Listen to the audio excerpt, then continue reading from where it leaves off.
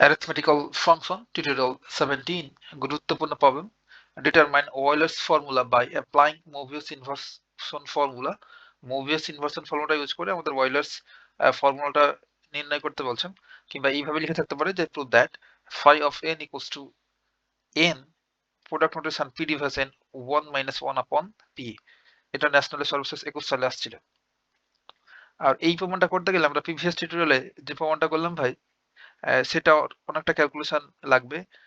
এখান থেকে শুরু করে একেবারে আমাদের এই পর্যন্ত টোটাল ক্যালকুলেশন ফার্স্ট করা লাগবে, দেন এরপর থেকে আর কিছু ক্যালকুলেশন করলেই কিন্তু আমাদের এই প্রমাণটা মিলে যাবে। হ্যাঁ, তাহলে ফার্স্ট আমরা ওই ক্যালকুলেশনটুকু শেষ করি। সলিউশন ফার্স্ট আমরা ধরে নেব late if ng are two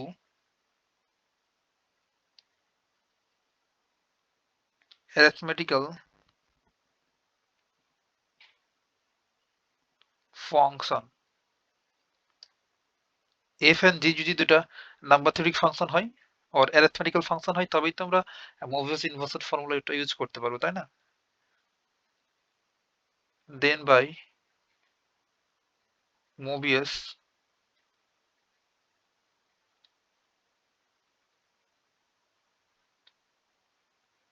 inversion formula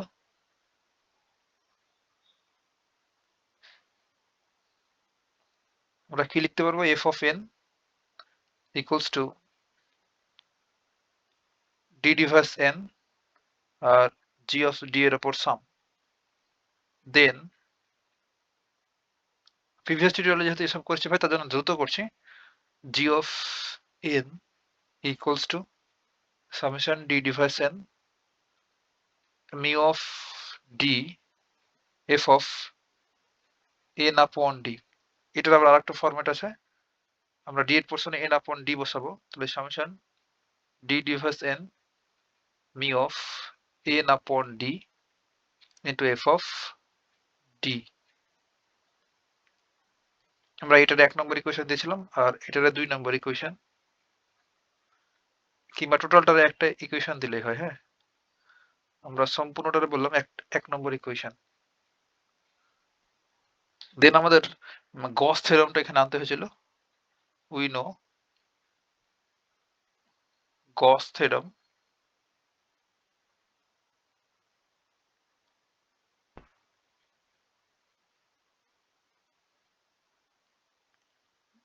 গস থিওরেমটা হচ্ছে এমন যে summation d divided n phi of d equals to পাবো n। দেন এখানে আমরা একটা ফাংশন ধরেছিলাম লেট একটা constant function g of n equals two n হবে।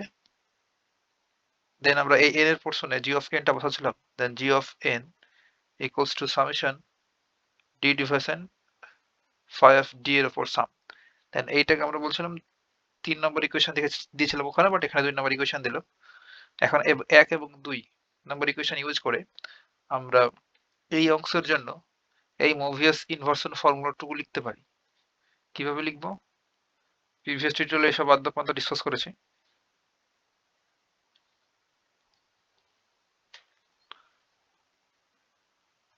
এটা ইমপ্লাই করছে phi of n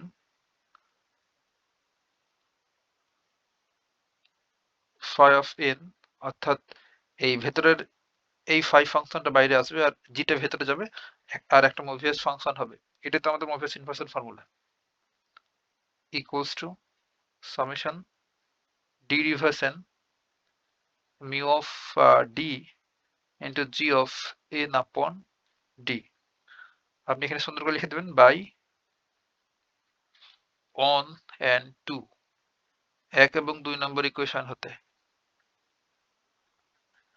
এটা ইমপ্লাই করছে যে phi of n এই কাজগুলো কিন্তু আমরা সব প্রিভিয়াস টিউটোরিয়ালে করেছি আর নিউমেরিক্যালি পাশে আমরা দেখিয়েছি যে কোনটা কিভাবে হচ্ছে। d ডিভাইডেড n তার জন্য বেশি কথা বলছি না, এটুকু লেখার পর্যন্ত the mu of d। আর যেহেতু আমরা ধরে নিয়েছিলাম যে g of n ফাংশনটা একটা কনস্ট্যান্ট ফাংশন, n এর ভ্যালু যা দেবো সেটাই পাবো n। সেহেতু আমরা এই অংশটুকু সমান শুধুমাত্র লিখতে পারবো n আপন d। যেহেতু g of n equals to n হয়, সেহেতু g of n upon d equals to n upon d হবে n upon d equals to, R n এর উপর সাম নেই, সাম আছে d এর উপর, সেহেতু n টা গুণ অবস্থায় আছে সবার সাথে, n টাকে বাইরে নিয়ে চলে আসলাম, সামেশন d ডিভাইস n, সামটা হচ্ছে d এর উপর,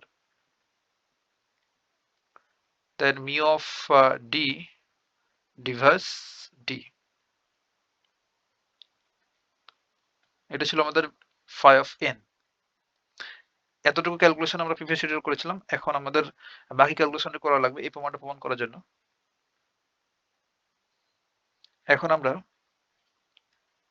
এই phi of n এইটার জায়গায় রাখবো, phi of n এটার জায়গায় রাখবো, আর এই n টা থাকলো জায়গায়, আর এই অংশটুকু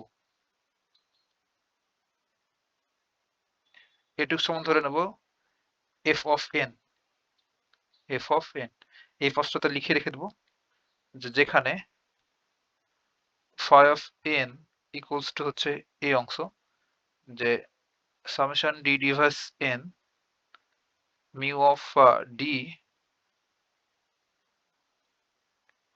upon d। এবার এই n টাকে যদি এই পাশে বার করে দিই কি লিখতে পারবো, f of n equals to phi of n upon n, n টা এই পাশে গিয়ে ভাগ হয়ে গেল, তাই না? একদম তাই। আর আমরা ইতিমধ্যে জানি ভাই যে phi of n এই ফাংশনটা একটা মাল্টিপ্লিকেটিভ ফাংশন, আবার এই constant function g of n equals to n এইটাও একটা মাল্টিপ্লিকেটিভ ফাংশন।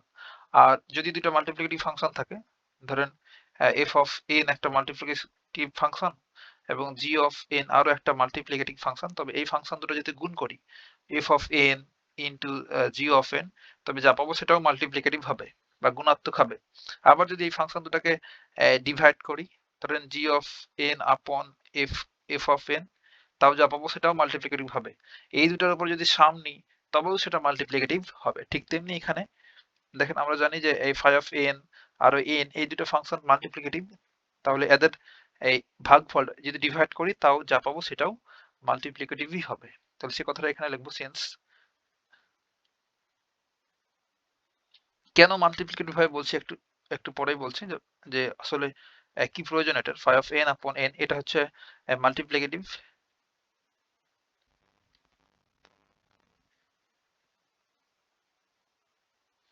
সো এই অংশ যদি মাল্টিপ্লিকেটিভ হয় তাহলে আমাদের এই f of n এই ফাংশনটা এটা সম্বন্ধে এটা লেখা আছে তাই না, তাহলে f of n এটাও মাল্টিপ্লিকেটিভ হবে।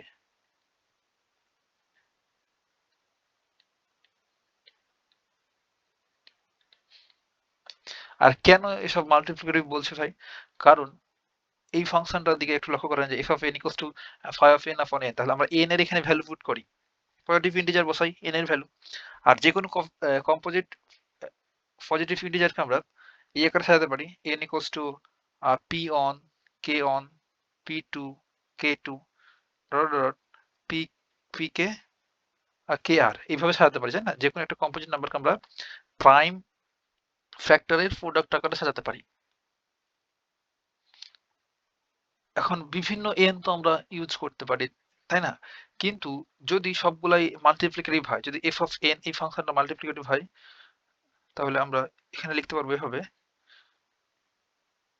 যে f of n এর পোর্শনে p on k on আর p2 k2 ডট ডট আর pk pkr equals to, তাহলে কি হবে p of p on k on into p2 k2 dot dot dot f of p k raised to the power r subscript k, এমন করে লিখতে পারবো তাই না?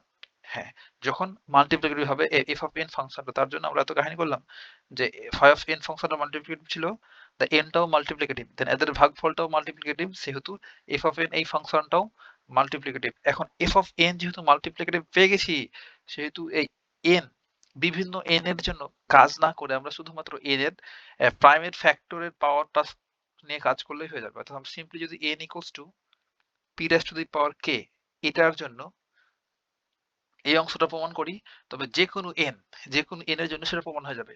এতটুকু বলার জন্য এই বারবার বলছিলাম যে এটা মাল্টিপ্লিকেটিভ, এটা মাল্টিপ্লিকেটিভ, দেন এটা মাল্টিপ্লিকেটিভ। বুঝতে পারলাম? অর্থাৎ আমরা এই P1, K1, P2, K2 এসব যত প্রাইম ফ্যাক্টর গুলো আছে সবগুলোর পরিবর্তে আমরা জাস্ট n ইকুয়ালস টু যদি p raise to the power k প্রমাণ করতে পারি, তবে আমাদের এই প্রমাণটা প্রুভ হয়ে যাবে। অর্থাৎ প্রমাণটা কাজ করবে যে কোনো n এর জন্য। তার জন্য এখন আমরা এই n equals to k raise to the power p টা ইউজ করব, এতগুলো কিছু ইউজ না করে। নেক্সট পেজে বাকি কাজটা করি।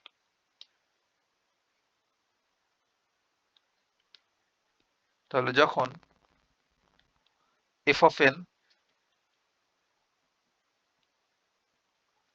ইকুয়ালস টু, আমরা f of n equals two কি ধরেছিলাম ভাই? এই অংশটুকু, এটা নিয়ে একটু কাজ করালাম। f of n equals to d device n mu of d upon d, এটার উপর সাম। এখন আমরা n এর ভ্যালুটা n equals to p raised to the power k put করব। এটা তখনই বসাতে পারবো n এর value p1 alpha 1 p1 p2 এমন করে করে না বসিয়ে, অর্থাৎ এই ফরম্যাটে না বসিয়ে শুধুমাত্র p raised to the power k use করব তখনই যদি f of n এই ফাংশনটা মাল্টিপ্লিকেটিভ হয়। কিংবা আপনি আরো যদি নেস্টেড করে বলতে চান যে আমরা বিভিন্ন n এর জন্য প্রমাণ না করে এই ফাংশনটা শুধুমাত্র যদি n rise to the power n equals two p rise to the power k এর জন্য প্রমাণ করি, তাও পুরো ফাংশনটা প্রুভ হয়ে যাবে। তাহলে f অফ এই n এর পোরশন আমরা just p rise to the power k put করব। তাহলে p rise to the power k n এর পোরশনে বসালাম equals to summation d device এখানে p rise to the power k, তাই মিউ অফ d আপন d। এটা দ্বারা কি মিন করে যে আমরা p এর উপরে যে k পাওয়ার এটার ডিভিজর গুলো হবে d, দেন এই ফাংশনে বসাবো মোভিয়াস ফাংশনে, আর নিচে তো ডিভিজারটা, তাই না? আর আমরা ইতিমধ্যে জানি, ধরেন কোন একটা p এর পাওয়ার দিলাম p কিউব, তাহলে p কিউবকে আমরা কি দ্বারা ডিভাইড করতে পারবো? ডিভিজার গুলো কি? একটা হবে 1, একটা হবে p। 1 দ্বারা এই p কিউবকে ডিভাইড করতে পারি, p দ্বারা p কিউবকে ডিভাইড করতে পারি, আবার p স্কয়ার দ্বারা p কিউবকে ডিভাইড করতে পারি, আবার p কিউব দ্বারা p স্কয়ারকে ডিভাইড করতে পারি, p কিউবকে ডিভাইড করতে পারি। তাহলে p এর পাওয়ার যখন 3, তখন আর কয়টা ডিভিজার পেলাম? 4টা ডিভিজার পেলাম। একটা 1 এবং একটা হচ্ছে p স্কয়ার p কিউব। বুঝতে পারলাম? তাহলে এখানে পাওয়ারটা যখন p raise to the power k দেওয়া আছে, তখন ডিভিজার গুলো কি হবে? 1 হবে, 2 হবে, ডট ডট ডট, সরি, 1 হবে, তারপর p হবে, p স্কয়ার হবে, dot dot dot, p raise to the power k পর্যন্ত হবে এই p raise to the power k এর ডিভিজার বা ভাজক, তাই না? তাহলে আমরা এই d এর পোরশনে একবার বসাবো 1, একবার p, একবার p স্কয়ার, একবার p কিউব, এমন করে চলবে, একবার p raise to the power k পর্যন্ত। তাহলে সামেশন, এখন আমরা সামেশনটা তুলে দেবো, যেহেতু p raise to the power k এর ডিভিজার গুলো বসাবো। তাহলে তো মিউ অফ ফার্স্ট ডিভিজারটা হচ্ছে 1, তাহলে এই d এর পোরশনে পুট করবো 1 আপন d হচ্ছে 1, সামেশন তার জন্য প্লাস, দেন মিউ অফ এবার ডিভিজারটা হচ্ছে p আপন p প্লাস মিউ অফ এবার ডিভিজার হবে p স্কয়ার আপন ডিটা হচ্ছে p স্কয়ার পেলাম, plus dot dot dot, plus mu p raise to the power k upon p raise to the power k। Just এই p raise to the power k এর ডিভিজার গুলো বসালাম এই ফাংশনে, দেন এই সামেশনের জন্য জাস্ট প্লাস প্লাস করে লিখলাম। এখন আমরা মোভিয়াস ফাংশন তো সবাই জানি, এটা ছিল এমন যে mu of n equals two, এই মিউ অফ n এর মানটা 1 হবে যখন কিনা n ইকুয়ালস টু 1 হবে, আর 0 হবে যদি n এর প্রাইম ফ্যাক্টরের n এর যদি কোনো একটা প্রাইমারি স্কয়ার ফ্যাক্টর থাকে, অর্থাৎ n ডিভাইস p স্কয়ার আর -1 raise to the power k হবে যখন আমরা n টাকে p1 আলফা 1 p2 আলফা 2 অর্থাৎ ডিস্টিংক্ট প্রাইম আকারে সাজাতে পারবো। এটা ছিল আমাদের মুভিয়াস ফাংশন। তাহলে মিউ অফ 1 এর জন্য 1 আপন 1 প্লাস আর পি একটা প্রাইম নাম্বার, তাই না? তাহলে প্রাইম নাম্বারকে আমরা n equals to P A আকারে সাজাতে পারছি, অর্থাৎ p1 আলফা 1 p2 আলফা 2 এইভাবে। তাহলে কি হবে, -1 এর উপর আমাদের 1 পাওয়ার, তাহলে মিউ অফ পি এর মান হচ্ছে -1 এর উপর, আর যেহেতু একটাই পি সেটার পাওয়ারটা হচ্ছে 1, তাহলে -1 এর উপর 1 পাওয়ার আপন পি। আর বাকি প্রতিটার ক্ষেত্রে আমাদের স্কোয়ার প্রাইম ফ্যাক্টর আছে। বাকি এই মি এর ভেতর যেটা থাকে এটা তো আমরা n চিন্তা করি, তাই না? n এখানে পি স্কোয়ার, সেহেতু n এর প্রাইমের স্কোয়ার ফ্যাক্টর আছে বাকি সবগুলো টার্মেই, সেহেতু সবগুলো 0 হয়ে যাবে। 0 plus dot dot dot plus 0, তাহলে 1 কে 1 দ্বারা ডিভাইড করলে হয়ে থাকে 1, আর এখানে প্লাসে মাইনাসে মাইনাস 1 আপন পি। এটা আমরা পাইলাম f of p raise to the power k এর মান। এটা আমরা পরবর্তীতে ইউজ করব।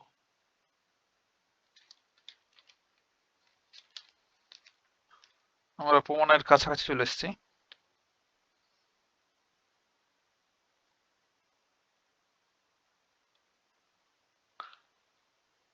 এখন যদি ইফ n, আমাদের n হচ্ছে এমন যে p1 k1, এখানে আলফা না লিখে কে লিখছি, আপনি যে কোনো কিছু লিখতে পারেন, p2 k2, যে কোনো কম্পোজিট নাম্বারকে আমরা এভাবে প্রাইম ফ্যাক্টরের প্রোডাক্ট আকারে সাজাতে পারি, তাই না?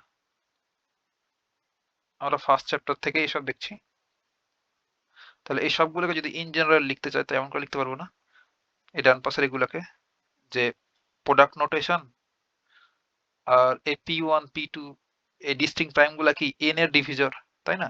তাহলে লিখবো p ডিভিজর অফ n বা p ডিভাইস n, আর ইন জেনারেল এগুলোকে বলবো p raise to the power k, তাই না? হ্যাঁ, তাহলে এই n যদি এই ফরম্যাটে হয় যে product notation p divides n p raise to the power k, then আমরা f অফ n এই ফাংশনটাকে লিখতে পারবো এইভাবে যে f অফ n, এটা সমান লিখতে পারবো, এই f থাকলো আর n এর পোর্শনে জাস্ট এই অংশটুকু বসাবো n এর জায়গাতে, product notation p reverse n p raise to the power k। আর এই ফাংশনটা যেহেতু p raise to the power k এর উপর কাজ করছে, আর প্রোডাক্ট নোটেশন জায়গা থেকে গেল p রিভার্স n আর f of p raise to the power k, যেহেতু p হচ্ছে মাল্টিপ্লিকেটিভ, আপনি চাইলে এখানে লিখতে পারেন সিন্স p, সরি f টা হচ্ছে মাল্টিপ্লিকেটিভ, যেহেতু f গুণাত্মক।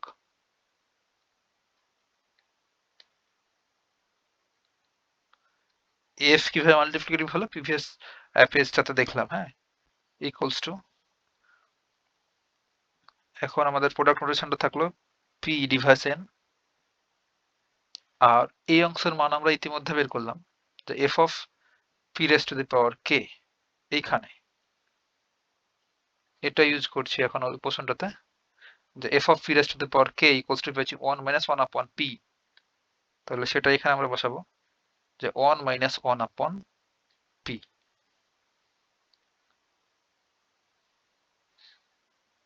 আর এই f অফ n এইটা সমান আমরা কি পেয়েছিলাম একটু যদি দেখি, এই অংশ সমান যে f of n equals two হচ্ছে fi অফ n আপন n, এটুকু কাজে লাগাবো, phi of n upon n equals to product notation p division